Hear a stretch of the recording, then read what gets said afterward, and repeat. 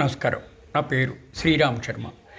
గౌరవ అలహాబాద్ హైకోర్టు ఇద్దరు జడ్జిల ధర్మాసనం జస్టిస్ అశ్విన్ కుమార్, జస్టిస్ రమేష్ వివాహం ఎక్కడ జరిగిందో ఆ ప్లేస్ ఇంపార్టెంట్ కానీ డైవర్స్ పిటిషన్ ఫైల్ చేయడానికి, రిసెప్షన్ ఎక్కడ జరిగిందో ఆ ప్లేస్లో కేసు ఫైల్ చేయడానికి జ్యుడిక్షన్ లేదు అని తీర్పు ఇవ్వడం జరిగింది. భర్త అలహాబాద్ హైకోర్టులో పిటిషన్ ఫైల్ చేశాడు. ప్రయాగ్రాజ్ ఫ్యామిలీ కోర్టు అతని ఫైల్ చేసిన డైవర్స్ కేసును రిజెక్ట్ చేసింది. కారణం ఆ కోర్టుకి జ్యుడిక్షన్ లేదని. వివాహం ప్రతాప్గఢ్లో జరిగింది. మ్యారేజ్ రిసెప్షన్ మాత్రం ప్రయాగ్రాజ్లో జరిగింది. కాబట్టి రిసెప్షన్ జరిగిన కోర్టు పరిధిలో విడాకుల కేసు ఫైల్ చేయడానికి జ్యుడిక్షన్ వస్తుంది అని వాదించడం జరిగింది. అయితే వాళ్ళ వివాహం ప్రయాగ్రాజ్లో జరగలేదు. వాళ్ళు ఆఖరి దశలో విడిపోయే ముందు న్యూఢిల్లీలో ఉన్నారు.